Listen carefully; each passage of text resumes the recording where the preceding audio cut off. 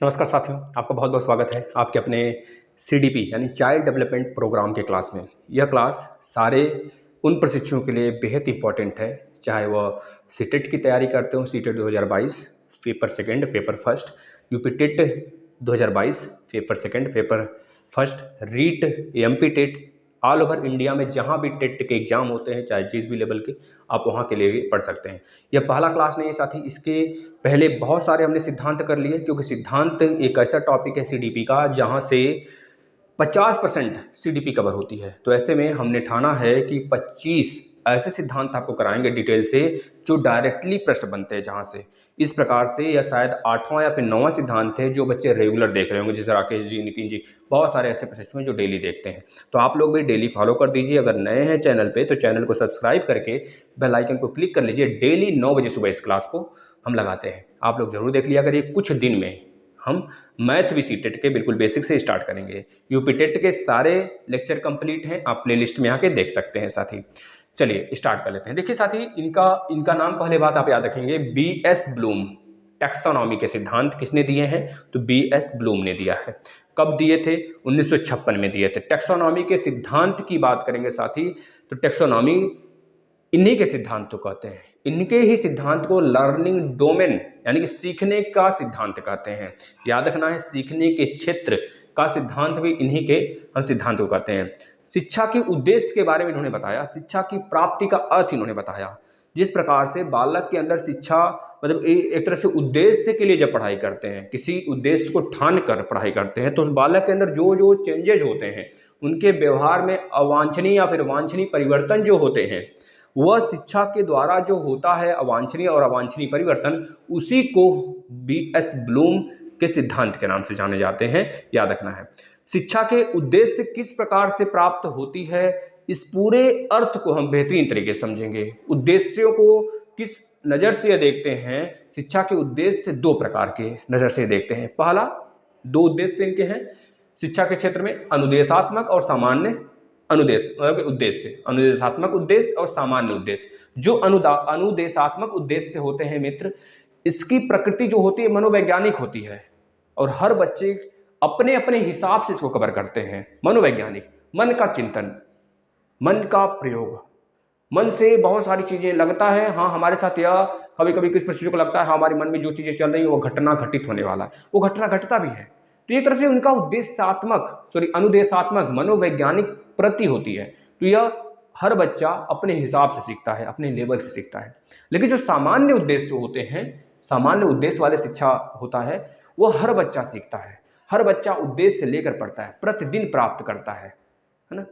और यह उद्देश्य की जो प्राप्ति होती है, यह एक तरह से प्रतिदिन के लिए नहीं होती। मतलब एक तरह से कहा दिया जाए, इसका जो उद्देश्य होता है, ये एक तरह से कह लीजिए कि साथी यह विषय को लेकर होता है। जैसे कि आप किसी उद्देश्य से पढ़ रहे हैं, किसी विश्वविद्यालय में जा रहे हैं, तो वहां पर अपने उद्देश्य को ठान कर आपने एकवीं पढ़ी, फर्स्ट मतलब एक क्लास में गए, फिर 2 क्लास में, फिर 3 क्लास में, जब आप तीसरी में गए तो तीसरी में आपने ये ठाना था कि हाँ तीसरी हमको पास करनी है। फिर चौथी में गए तो चौथी आप ठाने। इस तरह बच्चा बड़ा बड़ा होते होते धीरे धीरे आ जाता है 10वीं में, तो 10वीं का वो ठान लेता है अब हमको 10वीं में बहुत अच्छे मार्क्स गेन करने हैं। समझ रहे हैं ना हमारी प्रॉब्लम, हमारी बातों को, हम किस प्रॉब्लम को समझाना चाह रहे हैं। इस तरह से बच्चा जब 12वीं में आया बालक, तो 12वीं का मतलब एक तरह से प्रिपरेशन करने लगा, अब उसको 12वीं का टेंशन हुआ। इस तरह बच्चा ग्रेजुएशन में आ जाता है, फिर अब बच्चा DLED BTC कर लेता है, BEd कर लेता है, बच्चा टेट यूपी टेट सीटेट पास भी कर लिया, बच्चा शिक्षक बन जाता है। बस इस लेवल तक आने तक का पूरा प्रक्रिया विश्वविद्यालय में जिस प्रकार से गुजरता है, यह हमारा सामान्य उद्देश्य कहलाता है। इस प्रक्रिया से सारे बालक गुजरते हैं।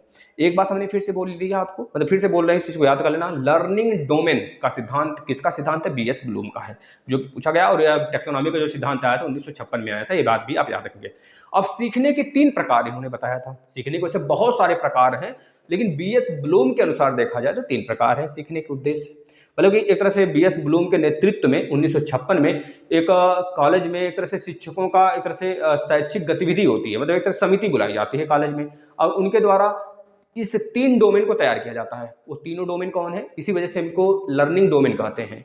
ठीक है, याद रखना, उस डोमेन को जब तैयार कर लिया जाता है तो इन पूरे सिद्धांत को लर्निंग डोमेन के नाम से जाना गया, और लर्निंग डोमेन का सिद्धांत BS ब्लूम का है, लिख लेंगे। अपनी कॉपी में अपना नोट्स खुद प्रिपेयर करें। साथ ही जब अपना खुद का नोट्स आप प्रिपेयर करते हैं ना, तो आपको सीखने की क्षमता, और उस समय जब आप नोट करते हैं तो उस समय भले कुछ ना भूल जाए कुछ, लेकिन दोबारा जब कॉपी पलटेंगे ना आपको याद होगा। इस प्रकार से जितने सिद्धांत बता रहे हैं उसको लिखते चलिए। अब इन्होंने 3 डोमेन दिया।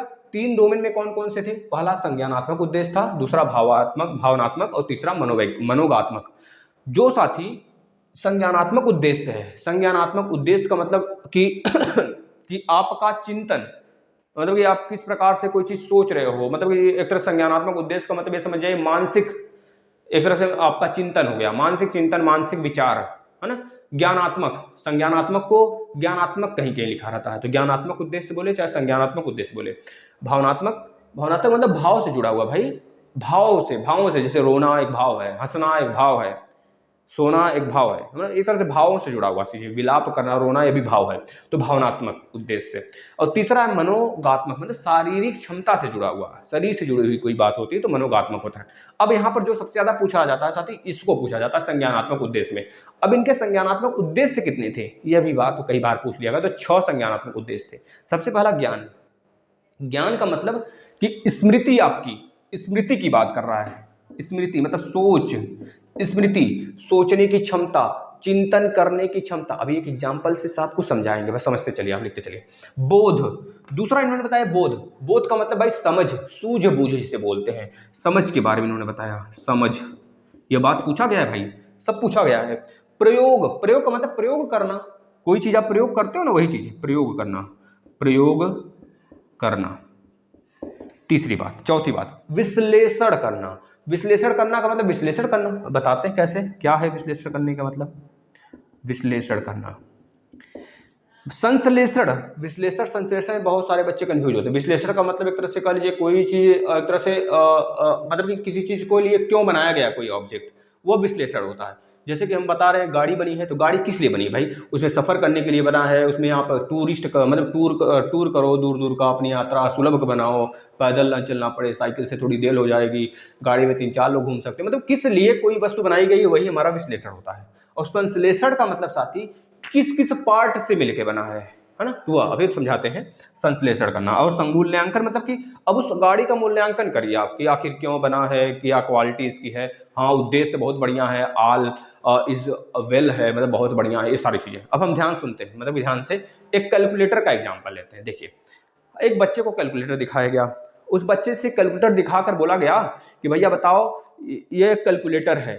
अब बच्चा हाँ स्मृति में बैठा लिया, अपने ज्ञान में बैठा लिया, किसी भी वस्तु का नाम सिर्फ उसे बताया गया, हाँ यह नहीं बताया गया कैलकुलेटर क्या क्या करता है, ये नहीं बताया गया, सिर्फ बताया कि बच्चा ये गाड़ी है, ये गाड़ी है, बच्चा रट लिया हाँ ये गाड़ी है, गाड़ी है, गाड़ी है, कैलकुलेटर है, कैलकुलेटर साइज यह होता है, ये सब नहीं बताया गया, सिर्फ बताया गया कैलकुलेटर है, इसमें 1 2 3 4 जो बना है बस कैलकुलेटर है, ऐसे बना रहेगा तो कैलकुलेटर समझ जाना।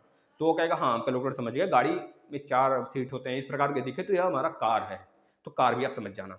ठीक है ना, इस तरीके से बच्चा के ज्ञान यानी कि स्मृति में एक तरह से हम वहां पर क्या डाल दिए, एक तरह से उसका नाम, नामांकित नाम सिर्फ उसके दिमाग में घुसेड़ दिए, यानी आंकड़ों की जो जानकारी होती है वो ज्ञान कहलाता है। बस आंकड़ों की जानकारी हमें होनी चाहिए, हाँ 10 गाड़ी है, 20 गाड़ी है, गाड़ी क्या करती नहीं पता, हाँ 20 कैलकुलेटर है, 40 कैलकुलेटर पता है बस। हाँ जैसे कि बिजली वाले, बहुत लोग बिजली बनाने वाले होते हैं, वो आते हैं बिजली बना के चले जाते हैं, बहुत सटीक तरीके से बनाते हैं, उतना अच्छा हम भी नहीं बना पाएंगे, लेकिन हम पढ़े हैं, हाँ शॉर्ट सर्किट क्या होता है, फ्यूज का क्या काम होता है, हम पढ़े हैं, लेकिन अगर हमको कहा जाए चलो बना दो, हम नहीं बना पाएंगे। क्यों? क्योंकि हमें वो चीज बोध समझ से मिला है, लेकिन उनको प्रायोगिक रूप से मिला है। समझ रहे हैं इस बात को? तो ज्ञान जो होता है एक तरह से वस्तु की नाम से हम लोग बस रखते हैं, हाँ यह वस्तु है, स्मृति में हमारे बैठ गया। दूसरी बात बोध यानी समझ, समझ का मतलब हमको कैलकुलेटर जो मिला है भाई, अब कैलकुलेटर क्या करने के लिए होता है, अब बताया गया बच्चे को कैलकुलेटर जो होता है गुणा करने के लिए होता है, 2 अंकों को जोड़ने के लिए होता है, 2 + 3 5 करता है, 2 × 3 6 करता है, 3 - 2 1 करता है, ये सारी फंक्शन बता दिया गया। अब बच्चा समझ गया, बालक थोड़ा बड़ा हुआ तो अब समझ गया, हाँ बोध, उसके अंदर बोध भी जनरेट हो गया, समझ दूसरी बात हो गई। तीसरी बात प्रयोग, अब बच्चा खुद प्रयोग करने जुट गया कि आखिर इन्होंने बताया 2 + 3 5 होता है, 4 + 3 6 होता है, आखिर यह कैलकुलेटर गजब का है यार। हम कुछ और संख्या जोड़ते हैं, अब हम जोड़ते हैं 7 + 8 कितना होता है, 10 + 10 कितना होता है, 20 + 20 कितना होता है, बच्चा प्रयोग करने में जुट गया।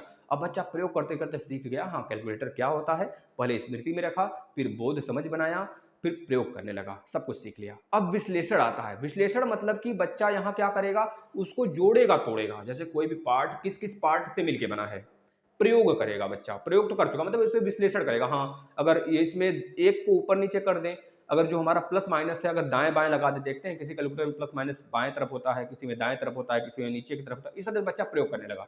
आखिर कैलकुलेटर को और कितने प्रकार से बनाया जा सकता है। अब मोबाइल में कैलकुलेटर है, मोबाइल को किस प्रकार से चलाते हैं, ये सारी चीजें मोबाइल में क्या क्या होते हैं, विश्लेषण करने लगा बच्चा, पूछने ताछने लगा, उसका प्रयोग मतलब एक तरह से अपने आप से खुद जोड़ने तोड़ने लगा। इस प्रकार से हम क्या करते हैं, विश्लेषण हो गया। विश्लेषण मतलब एक तरह से किसी चीज को एक्सप्लेन कर देना।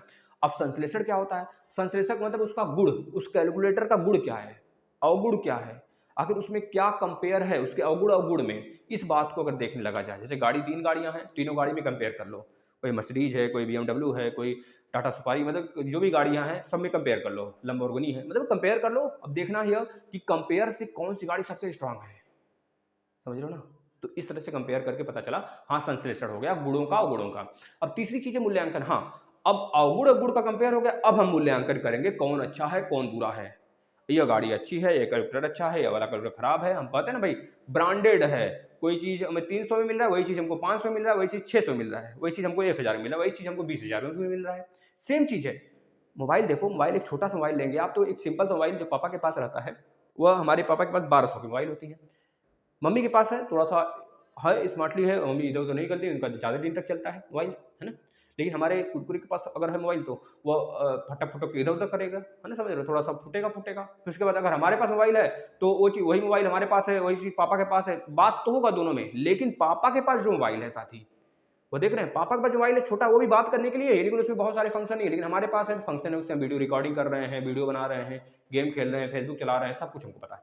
तो इस तरह से ये क्या हो गया, हमारा मूल्यांकन हो गया। हाँ, दो चीज़ों में कैसे अंतर किया जाता है, बस ये पूरा का पूरा प्रोसेस था साथी। BS ब्लूम का ये सिद्धांत था, आपको याद रखना है। इनके ब्लूम के अनुसार 3 उन्होंने शिक्षा का उद्देश्य बताया, 3 उन्होंने डोमेन बताया, कौन कौन सा, संज्ञानात्मक उद्देश्य, भावनात्मक उद्देश्य, मनोगात्मक उद्देश्य। इसमें संज्ञान से जुड़ा हुआ, ज्ञानात्मक उद्देश्य से जुड़ा हुआ होता है, इसमें भावनाएं होती हैं, इसमें शारीरिक क्षमता होती है, जैसे आप कूदते हो, फांदते हो, गेंद से खेलते हो ना, ये सब सारी चीजें। तो यह हो गई 6, याद रखना है, ज्ञान, बोध, प्रयोग, विश्लेषण, संश्लेषण, मूल्यांकन। ज्ञान, बोध, प्रयोग, संश्लेषण, विश्लेषण, विश्लेषण, संश्लेषण, मूल्यांकन, ये क्रम से याद रखना है आपको, ठीक है ना। सबकी बात है, बस इतनी ही चीजें BS ब्लूम से रिलेटेड है जो आपको पूछा जाता है। इनके किसके सिद्धांत को टैक्सोनॉमी के सिद्धांत के नाम से जाना जाता है, BS ब्लूम के सिद्धांत को। कब आया था, 1956 में आया था। शिक्षा के उद्देश्य के बारे में कितने इन्होंने उद्देश्य दिए, 2 उद्देश्य दिए, अनुदेशात्मक, सामान्य उद्देश्य, ठीक है, ये बातें हो गई। तो बस इतनी चीजें थी जो आपको समझना था, समझ बनाना था बच्चों। अब आप समझ गए तो प्लीज आपसे रिक्वेस्ट है, शेयर करिए। मैथ की क्लास बहुत जल्द स्टार्ट करेंगे, बस आप लोग इस पर इतना ज्यादा शेयर करिए साथी, अपने उद्देश्य के प्रति आप बिल्कुल भी निश्चिंत हो जाइए कि आपको उद्देश्य, जितनी भी उद्देश्य हैं आपके, सब कुछ पूरे होंगे। बस आप इस प्लेटफॉर्म से जुड़े रहिए। आने वाले समय में हम आपको एक तरह सेपरेट सीटेट के लिए, फर्स्ट और सेकंड दोनों के लिए हम EVS का क्लास लगाएंगे, मात्र 20 से 15 दिन में महामैराथन में खत्म कर देंगे। तो इस तरह से मैथ बहुत जल्द लगने वाले हैं, CDP चल रहा है। धन्यवाद।